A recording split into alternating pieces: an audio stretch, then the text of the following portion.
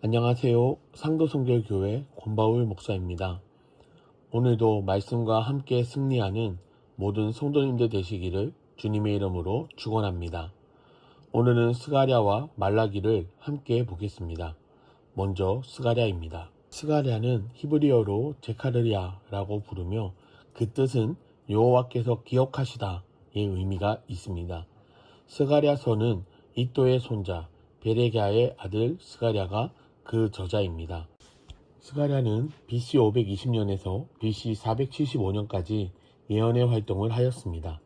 포르기안 시대의 배경을 가지고 기록된 이 스가랴서는 크게 1장부터 8장까지의 전반부와 9장부터 14장까지의 후반부로 나눌 수 있습니다.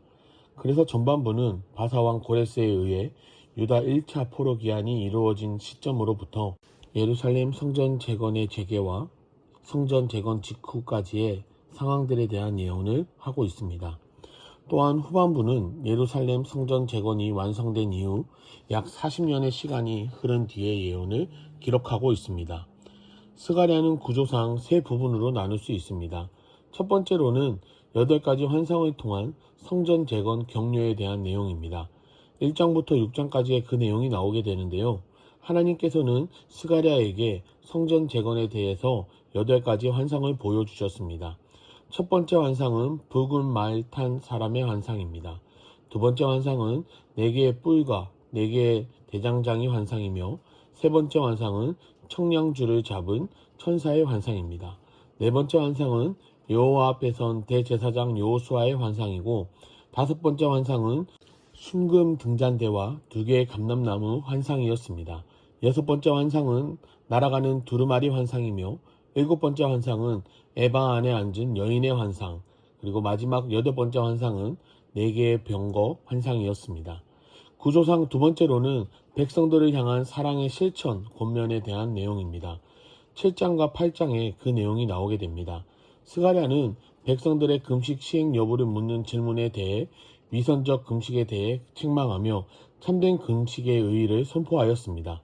또한 스가랴는 이스라엘이 하나님의 도우심으로 회복될 것이며 백성들이 진실하며 서로 사랑할 것을 기술하였습니다. 마지막 9장에서 14장까지는 메시아 왕국 외연에 대한 내용을 이야기하고 있습니다. 스가랴는 세계 열국들이 하나님의 심판을 받게 될 것과 하나님 백성의 나라인 이스라엘을 하나님께서 지키시고 보호하실 것을 예언하였습니다. 또한 장차 오신 메시아로 인해 기뻐할 것을 촉구하며 이것이 이스라엘 백성들에게 복이 될 것을 강조하였습니다. 그리고 스가랴는 여호와의 날에 있을 하나님의 심판이 예루살렘에 비롯한 열방에 임할 것이며 이후 완성된 메시아 왕국이 세워질 것을 기술하였습니다. 이제 구약 성경의 마지막 책 말라기입니다. 말라기는 히브리어로 마라기라고 하며 그 이름의 뜻은 나의 사자 혹은 나의 천사의 뜻을 가지고 있습니다. 말라기서의 저자인 말라기는 BC 435년에서 BC 425년까지 제3차 포르기안 이후 당시 느헤미야 총독에 의해서 유다의 종교개혁이 이루어졌던 시기에 활동하였습니다. 말라기서 당시의 시대 상황을 살펴보면 유다 백성들은 제3차 포르기안 이후에 성벽을 재건하는 등 유다가 다시 국가로서 안정된 모습을 갖추어 갔습니다. 그런데도 유다는 백성들이 기대하고 희망했던 과거 다윗 왕과 솔로몬 왕 때와 같은 하나님의 영광스러운 나라로 회복되지 못하였고 불안한 시대를 계속 이어가게 됩니다.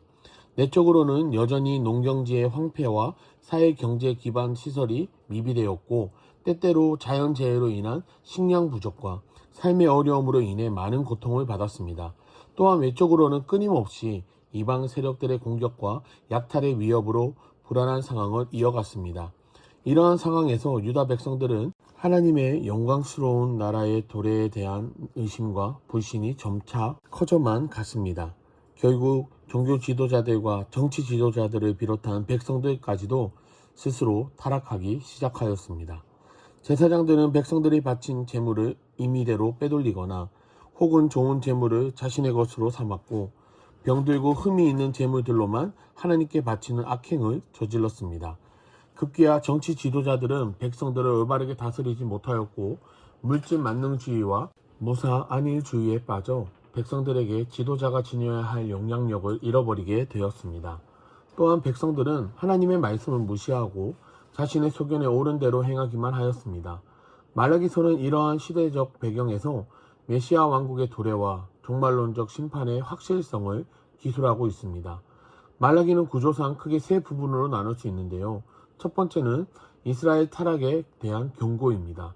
1장과 2장에 그 내용이 나오게 됩니다. 말라기는 하나님께서 이스라엘을 얼마나 사랑하셨는가를 야곱과 에서의 예를 통해서 보여주셨습니다. 그럼에도 하나님을 멸시하는 제사장들은 제사를 드리면서도 온갖 죄악을 행하였습니다. 백성들은 거짓을 말하고 이방 여인들과 통혼하며 쉽게 이혼하였습니다. 그럼에도 유다 백성들은 하나님의 말씀을 헛되이 여기며 하나님의 정의를 비웃었습니다. 두 번째로는 메시아 예언과 경건한 삶 권면에 대한 내용입니다. 3장에 그 내용이 나오게 됩니다. 말라기는 심판주로 오실 메시아를 증거하였습니다. 또한 유다 백성들을 향해 11조와 각종 헌물 규례를 지킬 것을 강조하며 그들이 그것을 지켜나갈 때 하나님의 넘치는 복이 임할 것을 기술하였습니다.